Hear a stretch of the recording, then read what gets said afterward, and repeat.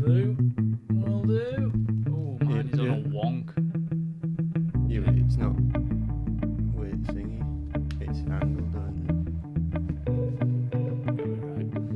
isn't it? Yeah, I don't think. It's clean. Dead. I like that. Alright. I don't think mine's too loud. No, I think mine's fine. 1, 2, 3. That'll do. Okay. We're back. We're back. After a month. Feels like a long time, doesn't it? It is probably a How long is month. Because last time I was doing my Rubik's Cube and I was pretty much on my last day. Wow, yeah. And it's what, the 25th today? So 25th of February. How quick has that gone past? it's mad. It's so perfect this month as well. Have you seen it? Monday to Sunday. It's literally, it starts on Monday and it's 4 straight 4 weeks, 28 perfect days. weeks. Yeah. And it finishes this Sunday. Wow, perfect month. Quite nice. What were I going to say then? We haven't seen each other. I've got an app on my phone that tells me like how much through the year we are in percentage, and it's like 15, 16% or something like that. Don't ask me why I got it. I just started playing around with widgets. Yeah. And that was a widget, and I thought I'll try it, see what it's like. That's good. Yeah. So yeah, we haven't seen each other for a while. No. You mentioning that percentage though makes me think there's that theory in the if you get 1% better every day, you're obviously exponentially better over the year. And thinking that it's 16% through the year, are you 16% better than last year? How are you defining better? In my own perception, I said I would. I'd say I am. I'm a lot more consistent, reading wise, fitness wise. Yeah. I feel a lot better. I've got a lot better. I mean, you'll probably see. So you won't be able to see on the video, but I keep a tally of certain habits that I'm trying to build. You obviously know that because you've seen it before. Wanking's number one. No. What do you mean number one? Habit I'm trying to build. Never been built. He's lying. No, so I am, as of today, 44 days straight cold showers. Start my day. Yeah. The next Wim Hof. Next Wim Hof, that's me. Just cold showers, not like Arctic temperatures, just... Are you straight from start to finish cold shower? No, so what I do, I just go, turn it cold, on, obviously. Stick my head under, wash myself, put my shampoo on, then wash all my shampoo off with the cold, and then I turn it on warm and I put conditioner in my hair. Mm. What a privilege. That's ridiculous, isn't it, that? How come you don't want to do it full through? You're not strong enough. I think everyone will have heard that then. That's like I've got that weird thing. It's like an air bubble. Yeah, it's literally just a bird. I think I've kind of trained myself now. It would probably be hard to break that cycle now after 44 days of doing that routine. But I kind of look forward to the warm bit at the end, because I got to the point where I was getting out of the shower and I was just freezing cold. Would you not think it'd be better to mix it up every day? I mean, I say that just in principle, you'd think you'd keep your mind guessing. Yeah. Because what I do is, I do full warm shower, literally wash my hair, wash myself, and then about, I don't know, a minute, 2 minutes, just straight cold. And I just finish on cold. So it's like opposite to you. Yeah, maybe I should do it like that, but I don't know. I like doing the cold first, because it's like you're in the room, like bang, you're awake, and it's like the second my head's under that water with the freezing cold, that's my day started then. Whereas when I get out and I'm under the hot, it's like, right, I'm warming my body up, literally warming my body up, it's ready to move. But maybe I'm due a switch up. But either way, 44 days, and I'm also 15 days decaf, no caffeine. I don't think I've had any chocolate either. Why'd you say that? Because chocolate's got caffeine in it. Oh, right. Not a huge amount, obviously. It's not like drinking an espresso, but yeah, no coffee for 15 days. Obviously, we've done the whole like detox, no caffeine, cold showers stuff before, and it's. I've tried to keep it in my routine for ever since we started doing it, but I've really gone like committed to it this time.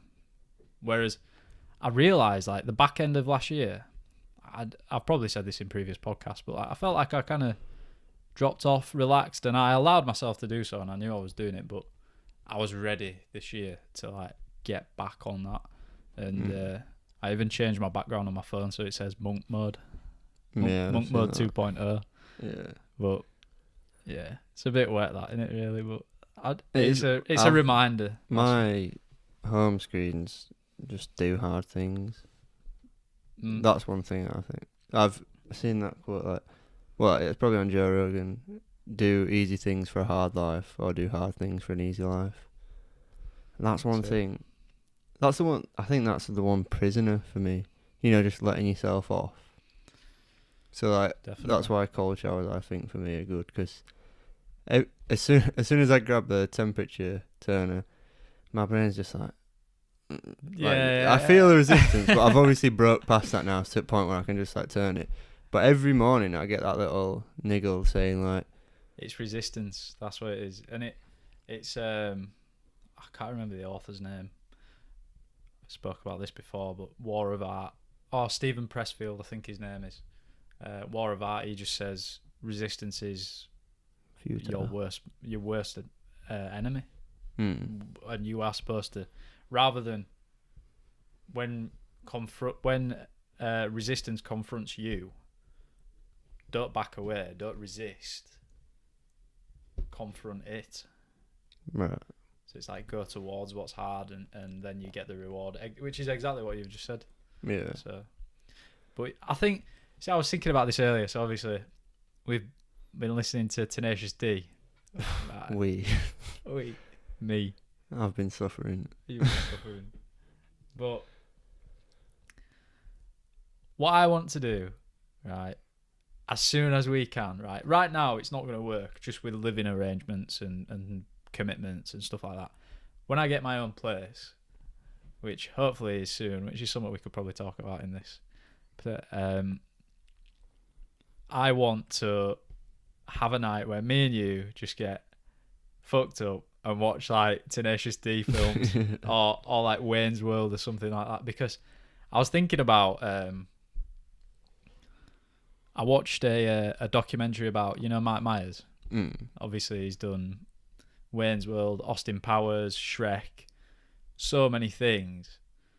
And he had a massive influence on my life, like just with Shrek and all those things that I've said. Not Shrek. I didn't bash Shrek. It was Austin Powers and Wayne's World that I loved. But I watched them when I was not too young, but I watched them when I didn't really understand it to how like. But now it if was you meant watch to be. it's just like. But when I watch it now, I love it even more. It's like I'm obsessed with it. But Wayne's World is mindset meta, like. Wayne's World, it's two guys who start like a pirate TV station from the mum's basement, and they just set up a camera with a sofa, and they just do the stupid intro on the guitars, like, it's Wayne's World, like this. I was thinking, what's the difference? We're doing the exact same thing, like. Yeah. I was thinking about, when you said that about a movie, I watched a movie, that were it, Scooby-Doo. Scooby-Doo is so outrageously not for kids that it goes past the barrier of kids like, understanding that it's not for them. Like with Shaggy and Scooby-Doo, like I watched the second one and they get out and the whole thing is they're hungry all the time for Scooby snacks because they're high. Yeah. And they got munchies or whatever. And then they get out of this limo and walk up to this group of stoners which have just got all smoke around them, hairs everywhere, and just like typical stoners. And I just remember, but it's like what are you trying to say? But it's literally like on every instance to do with Shaggy and Scooby is high. They plot together with each other without everybody else because them two only think They're in their own bubble. yeah, Yeah. and they just do weird shit like dress up in people's clothes and they're always fucking scared or And paranoid. it's always them two who are like manage to get shit sorted, innit? And yeah, it's just mad. But it's just like I haven't been on a rabbit hole, but I had a weekend where I got lost in this guy's YouTube channel where he like not debunks but like delves into the hidden meaning of movies. right. And there are a mad one on Cat in the Hat, and Oh. he couldn't understand the plot of he couldn't understand, like he sees it from It goes around in circles, doesn't it? Cat in the Hat. It's like nothing happens. yeah, so he sees it from different angles. Like he's like, oh, it's a town set in here or whatever, and basically it's just mad. I'll try to figure out what it is and I'll tell you, and you put like whatever it is in here, Yeah. and go watch it because it's just and that's obviously got Michael Myers in, and it's like a mad, and it's trying to think what the story is telling you from whose perspective, Right. and there's no possible one. Oh, what was it? Right. So when he did that film, yeah, he got slated for it because it made no money or it was shit or whatever. Right. The only reason he did that film was to avoid a lawsuit because he backed out of a contract for another film. So he said, right, I'll do Cat in the Hat then. Because his mum used to, like Mike Myers is really good at accents. Yeah. So the reason he's good at accents is because when he was a kid, his mum used to read him Dr. Seuss books and do accents for all the characters. Yeah. Which is quite cool, isn't it? That just the origins. It grows up to be Yeah. a star in it. Yeah, but and that movie's not without him. Like nobody else could play that role. no. Like Maybe Jim Carrey. yeah. Maybe. I put those two not on the same level because they're both very different, but again, as influences in my life, like them two are really up there. So somehow we ended up talking about Mike Myers, but I'm going to carry on with it because I watched the documentary and I was full of it. So he was notoriously hard to work with, right?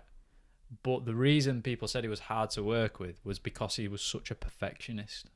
Right. What do you think about that? If someone's a perfectionist, right, to the point where they are hard to work with, are they a perfectionist? Or is that just the definition of it? Like, Well, there's two different, obviously, point of views. There's a point of view where people just want to get stuff done to the minimal amount, and that's it done.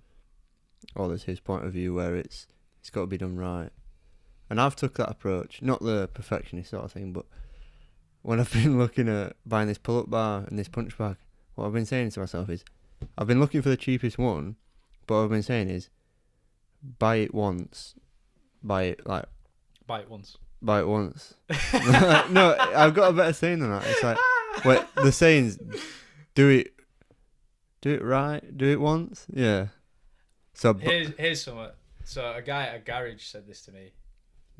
Pay cheap, pay twice. Yeah, so it's like the opposite of that. Yeah.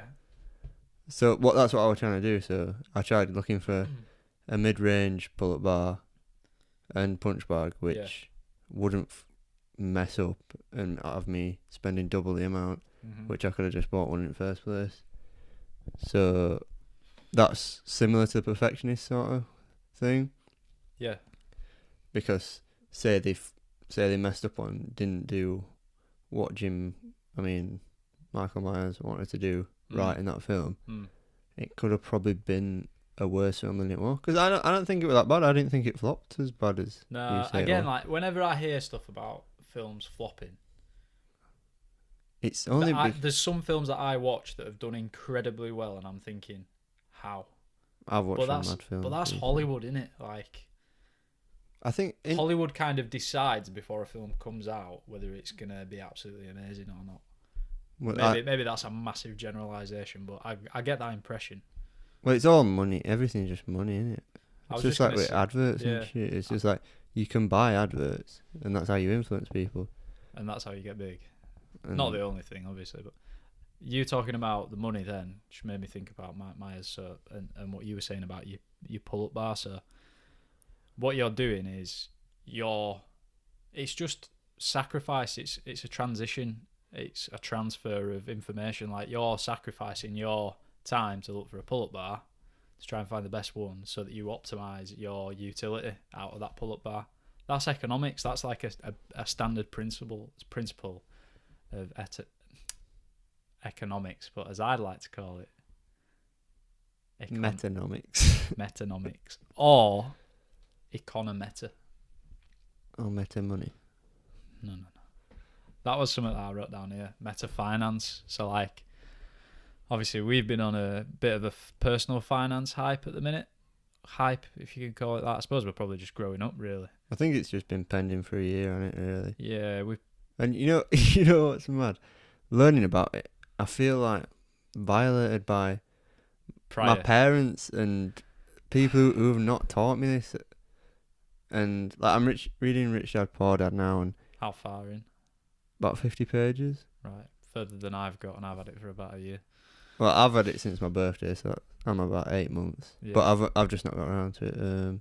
I started reading it, and at the time, I was, for lack of a better word, quite anti-establishment. It was when I had some very, like, I don't know, negative thoughts and feelings towards, like, the societal system that I'm in, which sounds absolutely ridiculous, but I was thinking when I was reading it, like, I don't want to, I just can't be arsed with this, so I binned it off. But now's probably a good time for me to pick it up. Well, I think if you'd probably read more, you'd read. I feel like you can see it in an anti-establishment way, Right? because he talks about how middle class and rich people are the ones who pay the most in tax. Yeah. And they're the ones obviously funding government and stuff like this. Yep. And they want people trapped in these rich jobs, which pay the tax. Yeah. But you want to be a business owner who pays a lot less tax, pay yourself a minimum wage and whatever. But it's like, that guy must have been blessed to be 9 years old. Well, have you not read to the point? He's not actually got a rich dad. It's his mate's dad. So I've spoiled it. No, you haven't spoiled it. It's not. Now you say it, I remember.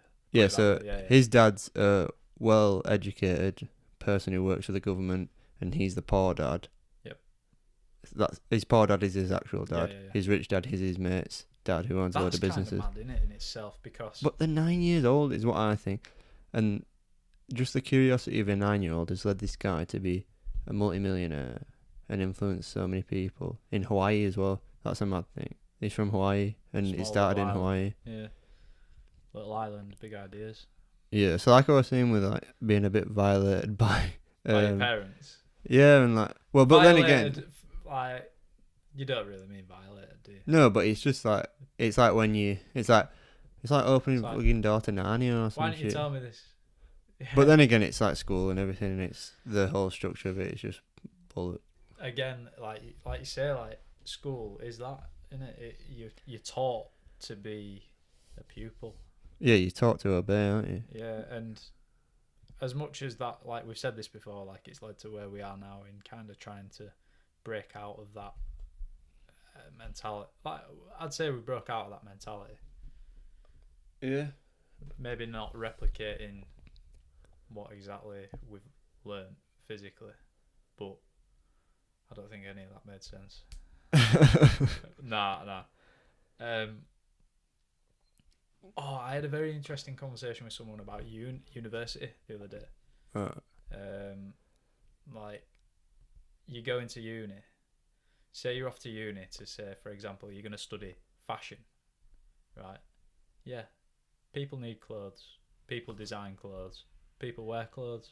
It's an industry, and it's worth a lot of money. But when it comes down to it, right, there are already enough clothes out there for people. Do we need more? And do we need more designs? Like, what are you going to university to study fashion for? What are you trying to get out of that? Well, the maddest thing about that is it links back to my last book that I read, which was, what were it? Think and Grow Rich. Think and Grow Rich. And Napoleon Hill. Yeah, and he talks about how the fashion industry is so successful, and so talks about fashion industry. Well, in terms of like business, That's obviously. mad though. That there's just that. Right. And he talks about how fashion styles and stuff aren't set by people who wear them. They're set by the clothes company that make them. So they make clothes for people to wear. Trends follow. Supply meets demand, and then exceeds it and stuff like that. And he basically talks about how the fashion industry is in complete control of its destiny in terms of supply and demand. Wow. And so they're the market they're the monopoly essentially. Well, it's not. It's impossible for it to be a monopoly, but the concept of they determine where the market goes. Yeah, that's monopolistic. Wow. But it's like you say, with that, everybody's like the concept of a t-shirt has been made. The concept of pants has been made. Yeah. They've just been adapted to different materials, different fits. It's crazy, really, how like durable. Even the low quality stuff that gets made is probably far more durable than anything that was made in the past. And to be honest, I can't think the last time I bought clothes. What did I buy? I bought a Wolf Supplements hoodie. Oh yeah, recently. Yeah, that one mine as well. Yeah. That beautiful hoodie, by the way. It's actually really comfy, isn't it, man? Very nice. Yeah. Already been stolen by the other half. Serious? Yeah, but that's peak. I don't let peak advertising. Yeah. We're not sponsored, or are we? Shit. What was I gonna say? Oh yeah. Me saying that I've not bought a lot is like leading to me saying I've been like incredibly frugal, probably since the start of this year. But it's just more like three, like you were saying with like your coffees and stuff. It's just like £3 there, £2 there. It just adds up so quick, and I was literally so shocked like this month and last month how much I didn't eat into. So what I used to do is I'd set all my savings aside, and then I'd usually give myself £250 for a month. Just for what? Yeah, for literally like coffee or whatever. Yeah. And if I were to go like food shopping or whatever, and then it'd go, and sometimes I'd have to eat into my savings just to compensate for it. And I always I've been there. I used to sit at the end of the month and be like, oh well, that's it. I needed that stuff. I've spent it. But when I've really like knuckled down, like, and don't get me wrong, I've bought I think maybe 2 or 3 coffees, maybe more actually, maybe closer to 10. But that's only £35, which isn't that bad to save for 2 months. So the £3.50 each. Yeah. Or less or whatever. Some people will have 2 a day. Put it that way, and that's £7 a week. That's 10 a week. £35 a week. £140 a month. That's why that makes me feel sick. That's why Starbucks is one of the biggest companies in the world, because coffee is one of the most lucrative substances and caffeine is one of the most addictive. Combine the two, and what have you got? Yeah. One of the world's biggest companies, like. Well, it's like Coca-Cola as well. It's a mad thing with coffee is it didn't get like found out until like quite recently, like 50 years. If like I know. Where have I had it were in the 60s. Did we have this conversation recently? Maybe.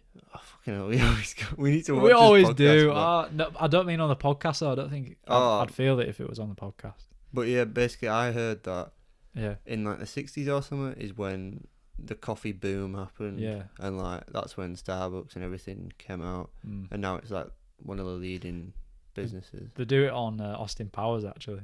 Like one of the bases is in a Starbucks in Seattle, the big tower. Yeah. It's a ridiculous caveat, is that? But what was I gonna say? It's just unnecessary, isn't it? It's unnecessary depending what your mindset is.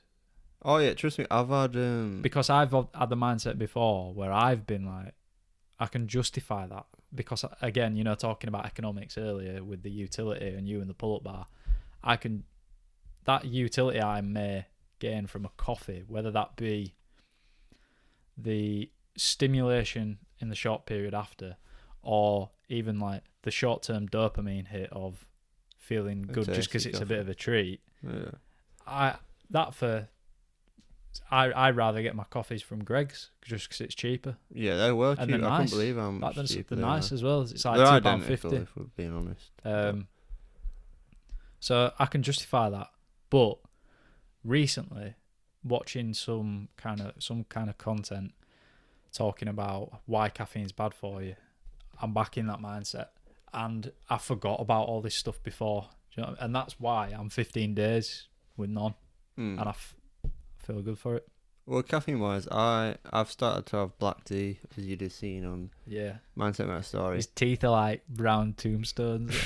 But the mad thing is, I googled it I started it just because I ran out of coffee, and then it was a bit like, it's not that bad, and I put the same amount of sugar in, half a sugar. Who's Arthur? God, we couldn't be mad. Oh dear.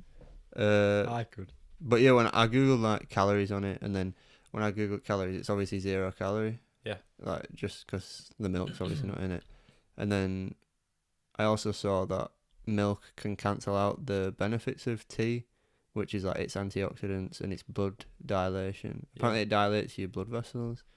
I'm not sure how. I've just read that. Maybe that. So tea's got caffeine in it. So maybe it dilates them because it might increase your blood pressure slightly, and then it's. I don't know though. Yeah. So I used to, when I cut out coffee, like kind of. Don't get me wrong, I've not been smashing like 3 coffees a day at all. I used to do that, and believe me, that was the worst mindset I've ever been in my life. More than 3. Like, working in a coffee shop, it was so readily accessible. I could have what I wanted, when I wanted. And the boss goes send it bill. Yeah. If you do, like, I can't imagine there being many people watching this who might work in hospitality, especially at this time. But if you do, and you have got access to coffee, or even if you work in a bar or a restaurant, like a gun with soft drinks, you have to resist the urge because it's so easy to do it. And you could say, people will say you're stealing or whatever if you do it, and you're like, fuck off, whatever. But just honestly, do your best to just stay away because it is so addictive, man. But the thing is, if you have it dangling there for 8 hours a day, that's hard, especially if it's an early morning shift. Because the only, like, we've obviously spoke about like the caffeine negatives and stuff like that and what it does to you. Shall we talk about that? Have we done that on a podcast before? No, I don't think we have. But let me just get this in. Yeah. My main negative of having coffee is the spending money of it. But so I think if I had like a coffee machine, because instant coffee, it's just not the difference is obviously vast taste wise, but it's also like, I know the negatives of coffee. If I'm gonna have a coffee, I'm gonna have a nice one, and I'm gonna enjoy it. And you're gonna pay for it. Yeah. Right. That's exactly it, isn't it? Like, I have never. The only time I've ever had instant coffee is in protein shakes, and the only time I ever had that was pretty much bang on a year ago when we first went into lockdown and I was doing April fitness stuff. Just because I was like trying new things, and I thought, ooh, my mate says put a bit of coffee in it. Tried it, smashed it. I were waking up, having a cup of tea in the morning, doing a workout, having a protein shake with coffee in it. Then I'd have a green tea, and green tea's got caffeine in it, but not much.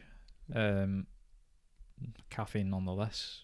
So builds. Yeah, and then I've slowly been reducing my intake. And believe me, like, if you do have like even if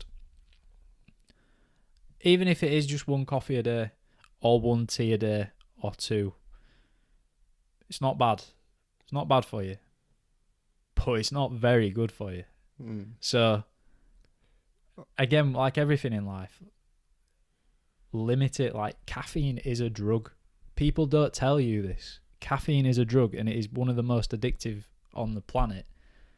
You wouldn't be doing, I know this is an extreme comparison, but you wouldn't be doing cocaine every day. Would you? You wouldn't, unless you do.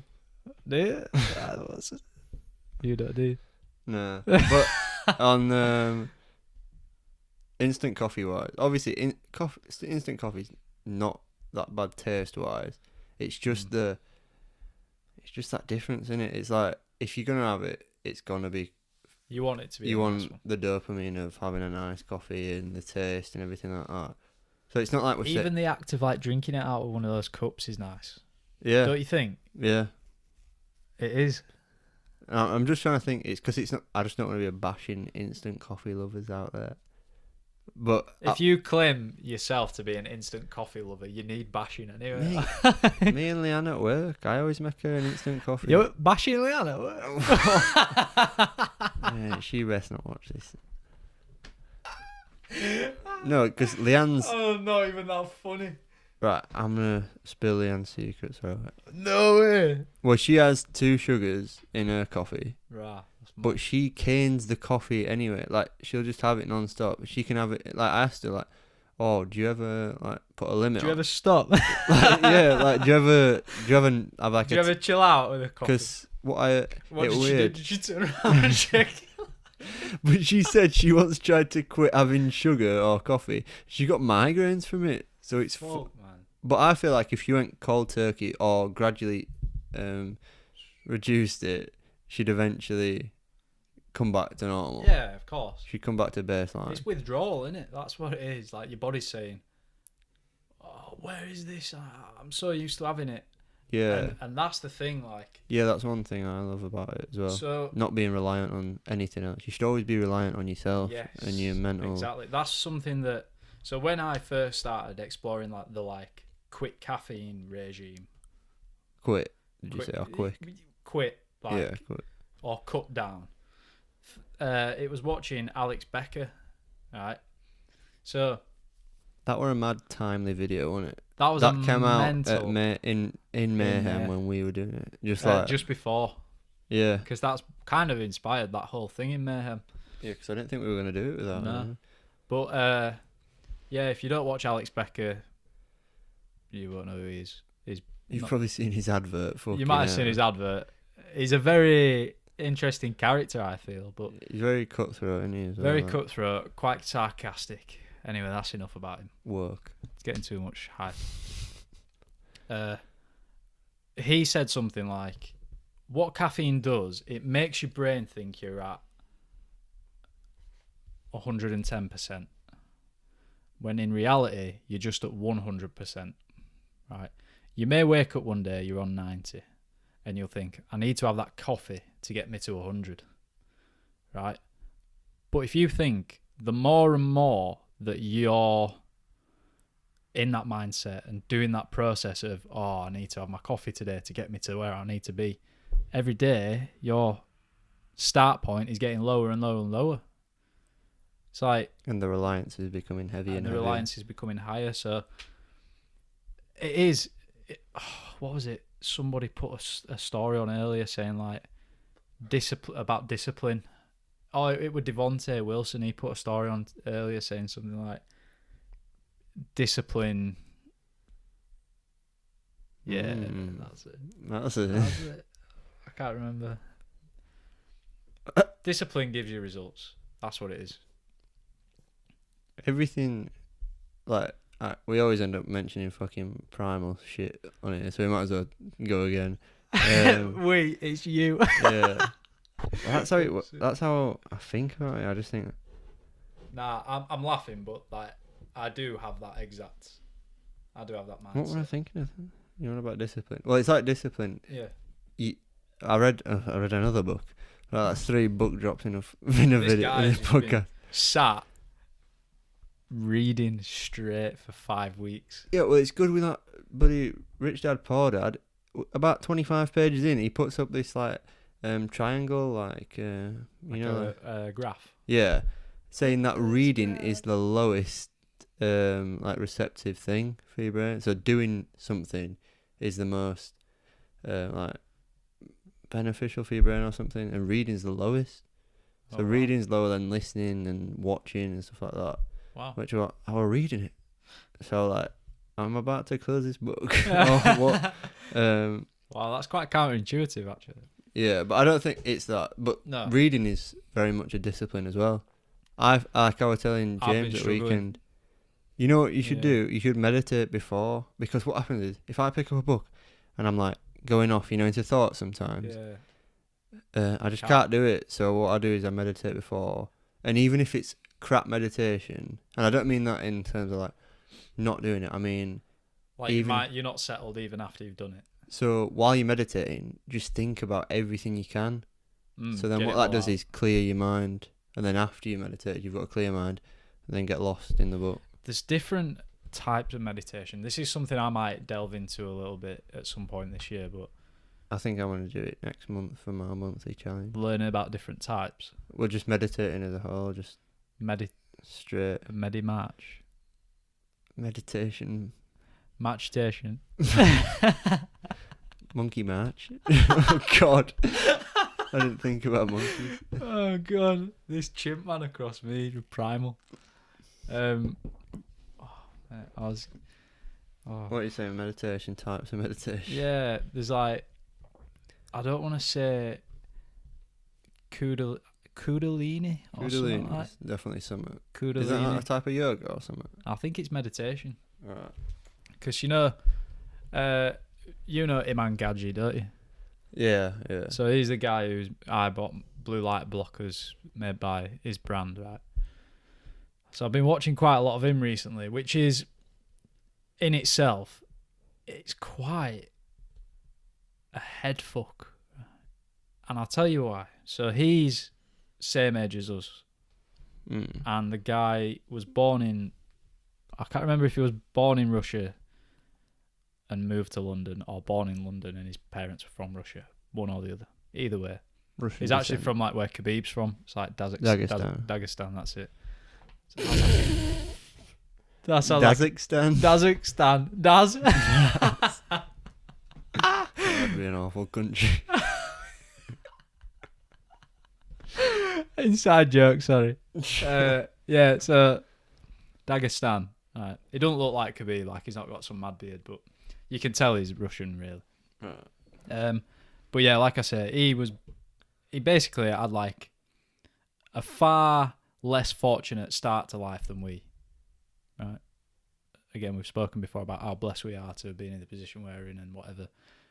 But now this guy, so when he was 14, he had a workout schedule and a meditation schedule. So like, I think he would do it like every day of the week, but he would have a schedule like, on this day I'm doing this type of meditation, on this day I'm doing this type. And he said he'd go into the toilet in his school and do it, just to meditate. And when he was 16, at school, or maybe 17, he basically signed his first client for like this social media marketing agency. And that's what he's done ever since. And now he's just absolutely balling. He's built like 10 schools for kids in Nepal who've had no education. He's building schools. And he's our age. And that's what I mean by it's a head fuck. Because I'm watching it, I'm thinking, why is he there? Or why has he done these amazing things already by his age? And I'm the same age. And yeah, I've done amazing things myself, but I've not done anything on that scale.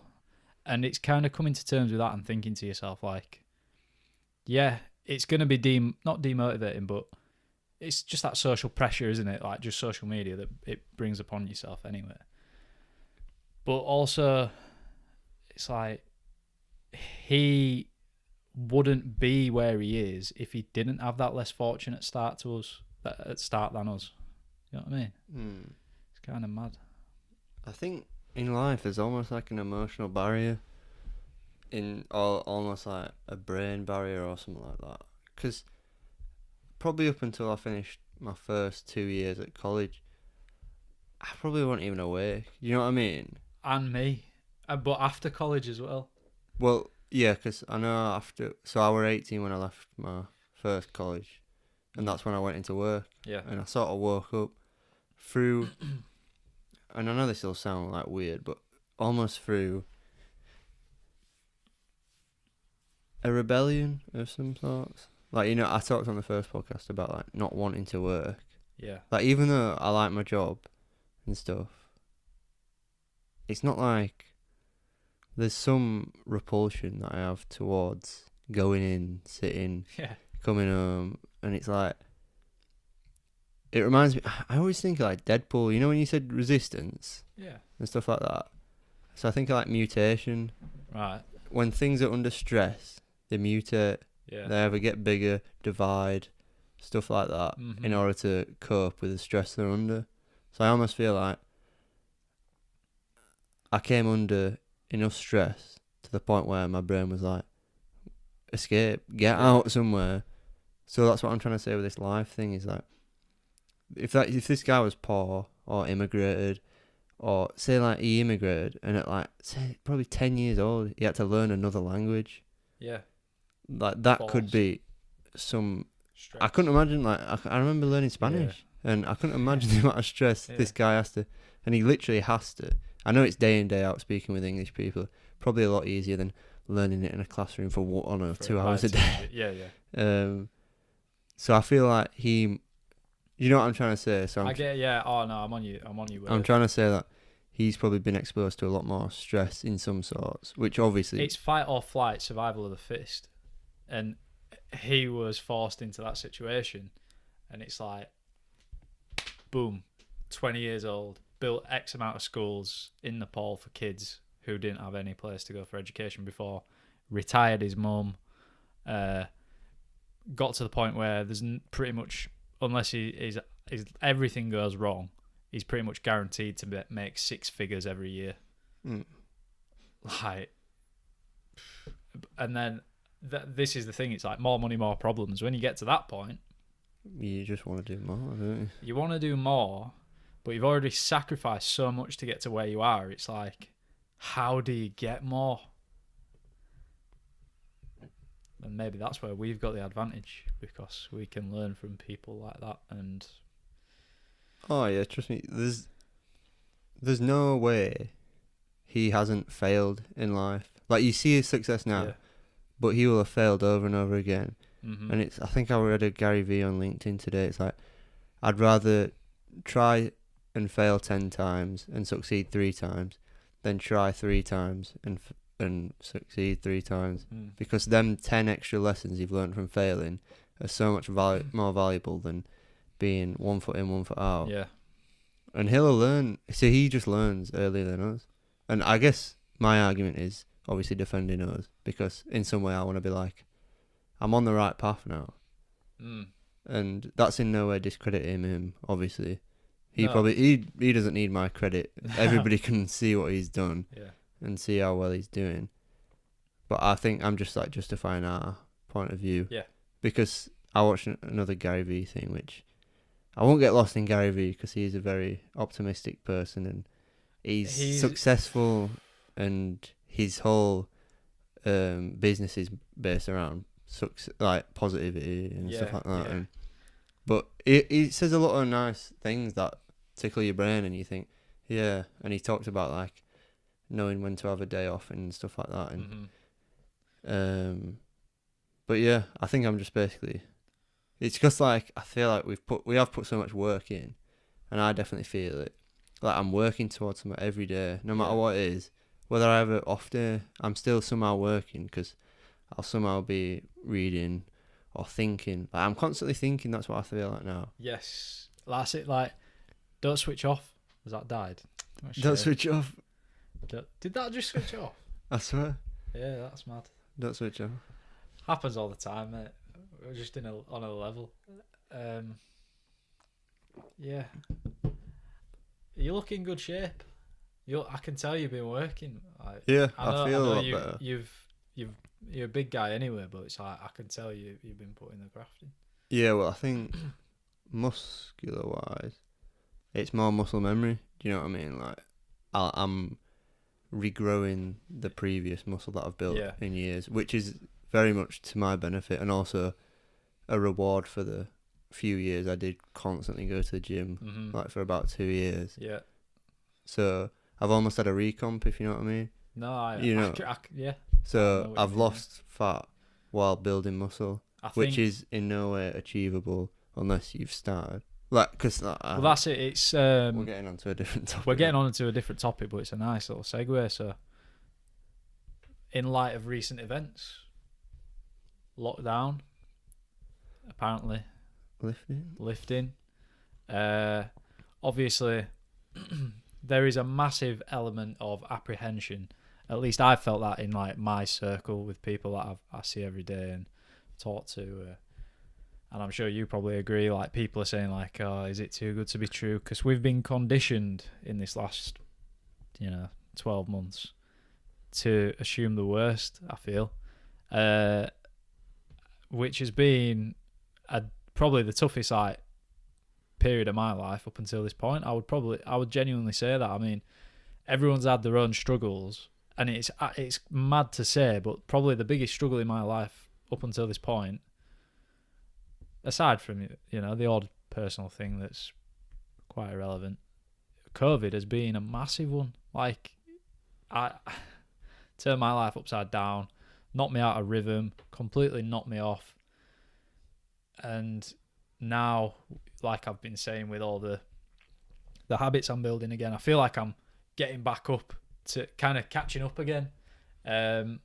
So obviously talking about you being in good shape, like these next 7 weeks before the gym opens. So I got a text the other day saying gym's going to be open on April the 19th. I'm like, oh my God, April 19th. Like, it's still like 6 weeks away, 7 weeks, but I can't wait to get in the gym. And I know for a fact, all these weeks up until that point, I'm preparing my body to get back in the gym, which is going to start a chain reaction in terms of mental health, physical health. My body's going to be prepared subconsciously to essentially grow, make more muscle, get me in better shape. Obviously, you got to put the work in yourself. Like, it's not just going to happen just because you think it's going to happen. Mm-hmm. But that's the thing that I saw. Like Aidan Watts. Shout out Aidan Watts if you're watching this. Who we follow on the Meta Instagram. Yeah. With his Pro Dough cookies. That seems to be smashing it with them. Yeah, they do look good. I'm not going to lie. So he put a post on basically saying like these next 7 weeks, and when you get back into the gym, you'll probably see more change in your body than you've seen up until this point because you've had so long away from the gym and such that when you get back in there, you're going to make nominal, I think it is nominal gains. Or your body, you'll just exponentially like recomp. And I just can't wait to get back in the gym and lift some proper weights.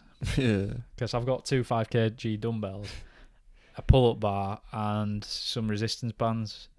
And you can only do so much with them and keep yourself stimulated in doing it. Yeah. Well, in terms of like fitness and everything like that, I've literally just been doing circuits from start here, just cause it's just so easy. Literally press ups, lateral raises, pull downs, and now I've eventually got a pull up bar, and I'm on Project Pullup. Project Pullup, love that. That's just come out of nowhere. That. Project Pullup, because could you do a pull up before? I could do a chin up, but that is so predominantly obviously bicep and a little bit of lats. But wide grip, I could probably do one, and then I'd probably struggle to do two. But see, at one point, like when I was slim Jim, like when I was kickboxing after and stuff. Meta and shit. No, like before that, like back end of last year when I was kickboxing, I could do loads because I was so skinny. Yeah. And it was all body weight, so I could do like 15 probably.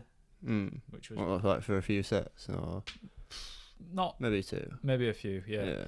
But obviously I've put a bit of weight on since then. Haven't really been using my pull-up bar at all because I can't put it on any of the door frames because I get shouted at. So I don't want to break it, and I definitely wouldn't be allowed to drill it into one of the walls outside. Really? Nah, they wouldn't let me. That's why I need to get my own place. Yeah, that's why I'm trying to get somewhere. Mate, they're a fucking hassle to put up.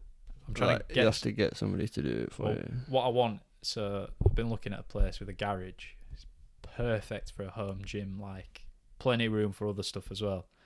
I want to get like a proper half rack, with a pull-up bar on the top. Yeah. Do squats, overhead press, everything on there. Just Yeah. get a barbell. So much better. Mm. But that's the dream. Yeah. Yeah. So yeah. On the topic of that, I think I'm transitioning to a home gym because, like a lot of people have experienced in lockdown, you can work from home now. Yeah. And like you realize with the gift of time, you adapt and you realize you can do so much from home. And I'm just like going through my head, I'm thinking like 360 quid a year. Yeah. I can obviously times that over 5 years, invest that into gym equipment, have it go 20 years, and then save myself 15 years worth of 360 quid. Yeah. And stuff like that. Plus, it's just stuff like fuel, time spent going there and back. Yeah, definitely. Oh, mate, yeah. Efficiency. My mind's racing as you're saying all this. Ease of equipment use. That's the like dream, innit? Having a gym. You could crawl out of bed, walk to the garage, whatever. Well, that's what it's ideal for. Because, like, now that I don't go to Pure Gym, which is 24/7, I don't know when Total Fitness opens, but if I ever got to the point where I want to, like, I think in Mayhem, I'm going to start getting up at like 5 in the morning and stuff like that, just for months, just to try it and stuff like that. Yeah, I think we should, I'd like to do that. Like sunrise. Yeah. Have sunrise as one of the points. Yeah, so that'd be good. So like by transitioning to a home gym, you don't have to rely on opening times. No. And like obviously, like I said, traveling there. That's it. So it's just like easy use for me. And I've basically been on a cut for like these 2 months. Mm-hmm. Just I don't know why. I just don't fancy a bulk really. That's it. Like I watched Joe Delaney's video recently talking about it's like what I've learned from 15 years of lifting. Yeah. And he basically says like, you will get to a point where you look at yourself and you think, I look sick, like I look good. But he also says, and it is, again, it's kind of just speaking like thoughts that I've had anyway, but it's like, I'll always look at myself and just say, yeah, but you'd look better with a pump. Like if you had a pump on, you just look better. So that's where it comes from, innit? It's just constantly working. And if I think about it, like I've said like probably 5,000 times this podcast, I'm sorry. I have been lifting weights since I was younger than 15. Like these weights here, I've had them since I was maybe 10. And you used to use them? Or? You what? You used to use them? Yeah, like. Yeah. Like, don't get me wrong, when I was 10, 5 kilos was probably like...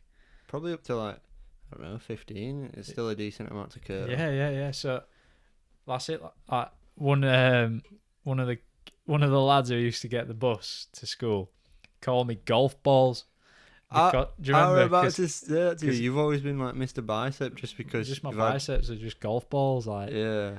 And obviously that's probably from that because that's all you knew how to do. Exactly. So you just do that. Might be genetic as well, like my calves. Like my mum's got huge calves. Your calves are wamp, honestly. I've literally never trained them in my life. See, I look at my calves and I don't know why, but I kind of wish they just were a bit more defined. I've had a few troubles with my calves though, like not bad. I think I've got a weak left side. There's such a hard... I need to train. Also, I remember watching a Bradley Martin video and he was talking about calves. Oh yeah. And he said... That guy's battling with the courts, isn't he? About what? About keeping his gym open. He kept his gym open through lockdown and basically the courts are trying to do him in. How ridiculous is that? Oh, God. Anyway. But yeah, he talked about calves and how he had to like do it about 2 or 3 times a week. Like obviously hit muscle groups and stuff like that. So he'd hit it 3 times a week, and that's the only real time. Calves. Well, that's the only real time he saw good growth in them. Yeah. So it's just like understanding. Yeah, man. I when I went to the physio and I had that injury, they said just do calf raises, because for the amount of exercise I was doing, my calves weren't strong enough for my body, which was having other impacts on like my Achilles heel. Right. So That'd be weird. It might be something to do with your running style. it might be. What do you think? I run like a. You run a bit squatty-ish, but it's not like it's not noticeable. Everybody has a different run style, don't they? It's just. I'd like to. I was going to ask you this the other day for like your honest like breakdown on my footballing ability and general fitness. I feel like that'd be something good to do. Maybe not now, but at some point. Yeah. Unless you want to rinse me. I'm not on that. Yeah. But yeah, I think like with my knee, when my knee went, like I've been suffering for like nearly 2 months now with my fucking knee, and it's doing my head in, man. Yeah, I don't think people have seen that. I probably haven't said all about Yeah, it. do you want to explain it? Yes. So I basically Reluctantly. went to the toilet at work, and I said to myself, "Oh, I'll get a drink on the way back." Get a drink on the way back. So went to the toilet on the way back, walked past the kitchen area, and then like halted myself and almost like lunged, and then it were on my right leg, and when I lunged and like obviously like eccentrically went down. So like when my knee went like that, I felt like a pop. I felt like a pop. Like an in-out, like jarring. No, it was just like pop, and then my knee was stood there, and I was like, right. It didn't hurt, nothing. Carried on with my day fine. Ran that night, and then just woke up with a bit of a limp knee. Oh. Had that for about 4 or 5 weeks. Went Limp how? Like you just like first few weeks, it was like quite hard to walk on. Yeah. And that's when my mind was my worst enemy. Was that the last time that you? So before we played football this weekend, just gone. That was probably the last time you played football, wasn't it? Like not long after you'd done your knee.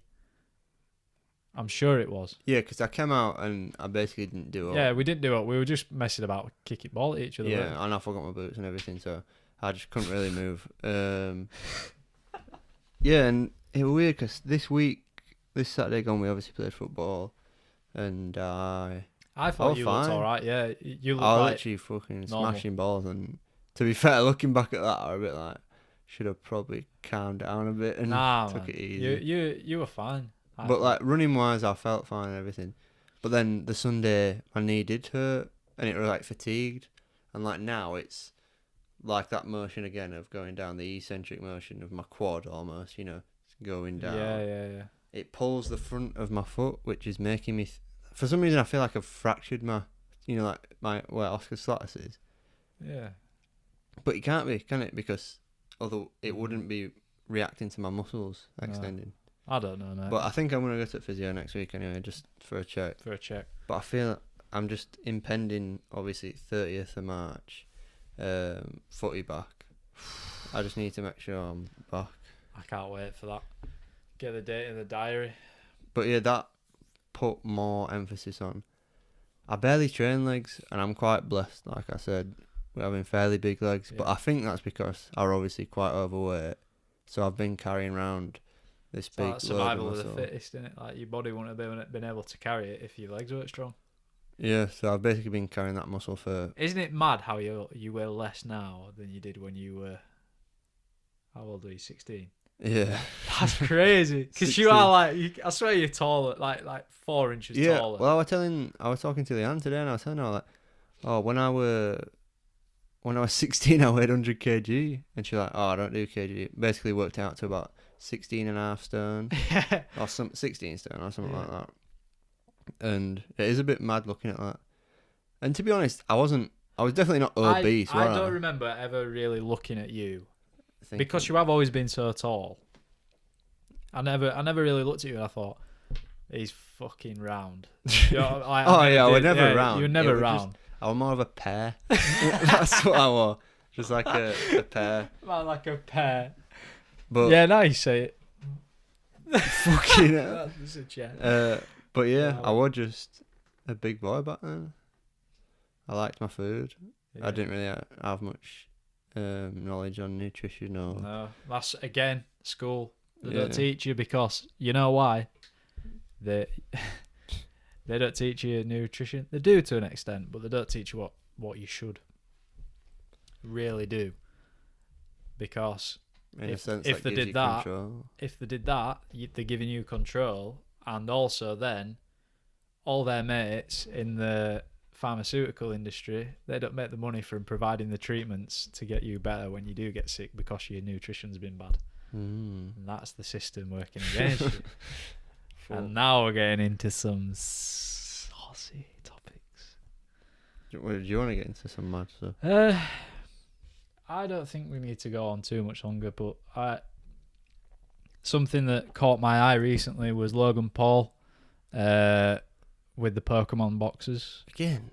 Yes. $2 million he spent on 6 Pokemon boxes. There were $300 and some $1,000 each for these first edition boxes that have never been opened. There are like 36 packs in them. So he's auctioned off like 10 grand a pack. Yeah. Well, $10,000. Yeah. Yeah, but they went for way more than that. What? Like money? Absolutely. Well, like 50 grand. Oh yeah, horrendous amounts of money, and it got me thinking. Right. So we just briefly spoke about the system for you know what we mean by that, and we were talking earlier about finance and everything. So we've been on a bit of a finance hype, and my brain's been working, and I've been investing in Bitcoin. I've been putting money in Ethereum. I've started putting money in the stock market, and I was thinking about what we learned in school. So we've obviously just been talking about that as well. Now, history. What was our massive topic about? World War. More specifically, who in the World War? Hitler. Germany. Oh, yeah. Sorry. So it's Germany, Hitler. Yeah. So, what happened before the World War in Germany? The crash. The crash. What was it called? Big Bang. I've read about it. But... You know the Weimar Republic? You on about that one? Yeah, so for those of you who don't know, I'm going to give you a very brief lesson. Basically, the German government, after World War I, were forced to pay shitloads of money back to the rest of Europe because of they started the World War. Europe said, you're going to have to pay for it. That's mad, that. Yeah, I know. They just said, you're broke because we've won the war, you've spent all your resources, but you've got to pay for what you've done, which is fair, right? So but it's crazy. Anyway, one of the solutions was to print more money, right? So I don't know if it happened exactly like that, whether that came straight after the reparations payments or what, but basically Germany started printing more money, and it got to the point where to go and buy a loaf of bread from the shop, you'd have to take a wheelbarrow full of notes of currency to get your thing. I remember being told about that. There was one thing, if it was the German currency was depreciating so much, if you went into a coffee shop, by the time that you left the coffee shop, you wouldn't be able to afford the coffee that you went in to pay for. Yeah, like if you got in the queue, by the time you got to the front, you wouldn't be able to afford it. So, yeah. What Germany did is they basically fucked off the original currency, which was the mark, and they introduced a new currency to balance it all back out again, called the Deutsche Mark. Right? Now, what's happening at the moment? People are buying boxes of cards for $300,000 plus, selling every individual pack in there for way massive margins, right? On that $300,000. That is inflation if I've ever heard anything like it, right? I understand Pokemon cards have value to people. It's the highest grossing gaming franchise of all time. Fair fucking play. But you can't tell me that a card that big is going to have any kind of value. I've been struggling with how it has. I get the concept. I understand, yes, it's worth money. But how much money it is worth, I can't fathom it. So I've been thinking about Bitcoin and relating it to all this. So Tesla bought $1.5 billion of Bitcoin recently. Apple plowed money into it. MasterCard what's happening. Square Have put $50 million into it. It's what that is. People are backing their money with a different currency, which is what the German Republic did to cancel out what had happened with the hyperinflation. So they're almost saying they don't trust the dollar. Yeah, like I think what's happening is we're just like we're 100 years on from the Weimar Republic and that hyperinflation. We are. It's like the end of World War One was about 100 years ago, wasn't it? Yeah, give or take. Probably 10 years, 10, 20, but yeah. And something else I've been learning about as well. So obviously the stock market is worth like however many trillions of dollars. There are markets that we don't even know about where people are selling debt and things, and something called derivatives, which I still don't know enough about to talk about really. But all I know is the derivatives market is apparently worth in the quadrillions. What's a derivative? I don't know. I think it's just a debt, like you're buying debt from people, I think. I don't know. What, to like earn interest on it and stuff like that? I don't even know. But what I'm saying is, all this shit, so COVID and whatever's going on and Bitcoin and everything and the Great Reset that we spoke about before, believe us, right? Or believe me, because I'm the one who's gassing this. Within the next few years, like massive changes are going to happen. Like, well, we spoke about obviously last episode about that's why I wrote those things down, because it relates all to the last episode. Yeah, like the introduction of obviously information being transferred so easily. Yeah. And then stuff like, I don't know, like Epstein being found out, and then all these secrets being found out, and people back then. So it's like, I've heard Joe Rogan speak like, do you know like their whatever it is, you know, their like Second Amendment and stuff like that, their amendments. Yeah, the rights. Yeah. He always speaks about how so ahead of time they were, because it's lasted so long and it still fits to this day.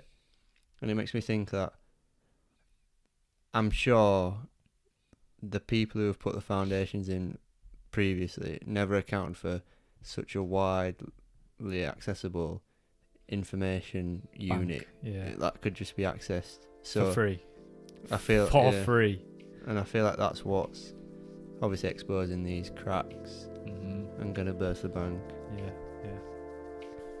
Well, I don't know about you. Which is always scary to think about. Yeah, I think I'd like to end it there. Yeah. This one. I think we've covered what else? We've covered a lot. Again, what did we start off talking about? Michael Myers. Mike Myers. To full circle. Full circle to the end. Yeah, baby. Get out of my swamp. What an influence. Yeah. So, if you've enjoyed watching, drop a like, subscribe, drop a comment. I think we also need people who are watching to this end of each episode. People who are watching to the end of each episode, I would like you people to comment what you'd like us to talk about in the future. Because, if you're happy with us coming up with our own topics, fair enough, we'll sit here and we'll talk about them. But it's also nice to have a bit of input from people and give us something else to talk about. It's always good to feel involved. We want you to be involved as much as possible. Yeah, we're trying to build a meta community over here. So get the comments in and start it or end it with the Weimar Republic wants Tom and Ryan to talk about. Don't do that. Nice one.